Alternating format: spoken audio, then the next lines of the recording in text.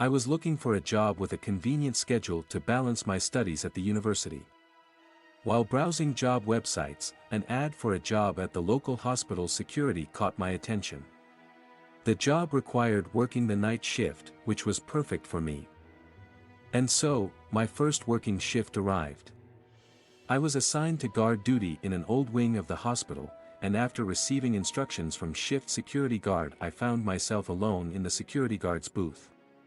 Despite the night being quiet, I felt an eerie sense of unease. However, I convinced myself that it was just my first experience spending the night alone in an empty hospital wing and that I needed to get used to my new job. Suddenly, the alarm went off, and its piercing sound shattered the silence of the hospital wing. I jumped in surprise. I had to leave the security booth to find out what had happened. I quickly walked through the deserted hospital corridors. The alarm had gone off in the basement, so I turned on my flashlight and descended the stairs.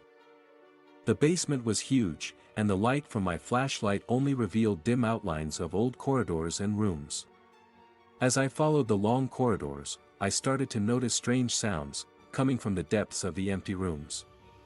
Initially, I attributed them to creaky doors or ventilation noises, but over time, the sounds became more eerie and unnatural.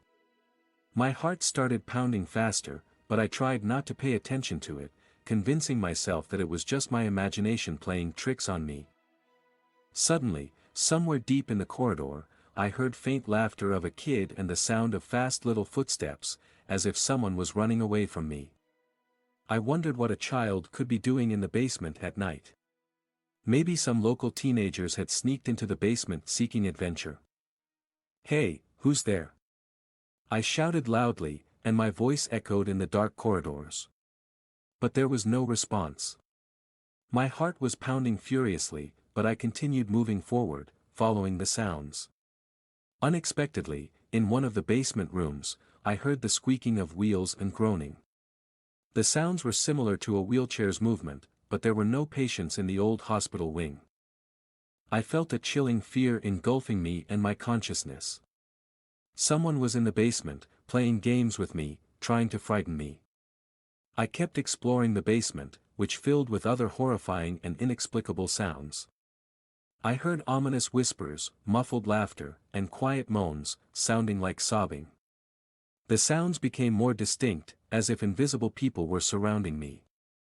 I turned my flashlight around, trying to see something in the darkness, but there was no visible explanation for these sounds. And then, I felt a clear touch on my shoulder, as if invisible icy fingers of some creature gripped my shoulder like pincers. I froze in place, and my heart beat with fear so strongly that its loud pounding echoing in my ears. "Who's there?" I shouted again, shining my flashlight around the walls, ceiling, and floor of the basement corridor. I saw the dark outlines of shadows slowly approaching me, and their menacing whispers became clearer and more distinct. This can't be just my imagination, I thought, feeling adrenaline surging through my veins. I retreated towards the basement door, and just as I was about to reach it, I heard a sharp click, and the door slammed shut. Perhaps it was just a draft, or maybe Mr. Invisible, residing in the basement, didn't want me to leave.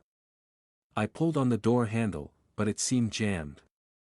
I began to make every effort to open the door, and those few seconds felt like an eternity until I managed to do it.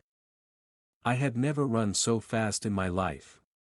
When I reached the security booth, I locked myself inside and tried to calm down for a while. In the morning, shift security guard arrived to take over the shift from me. Noticing that I was agitated and frightened, he asked if everything was okay with me and how my first shift went. I told him about the alarm going off in the basement and my attempts to investigate. My partner chuckled and unexpectedly asked me, "Did they scare you?" I exclaimed, "They? Who are you talking about?" He quietly replied, "There used to be a morgue in this basement. I got used to them, knowing they are just lost souls lingering in our world after death. I couldn't work in that hospital despite the convenient schedule. However, periodically, while browsing job websites, I often came across ad for a night security guard position in this hospital.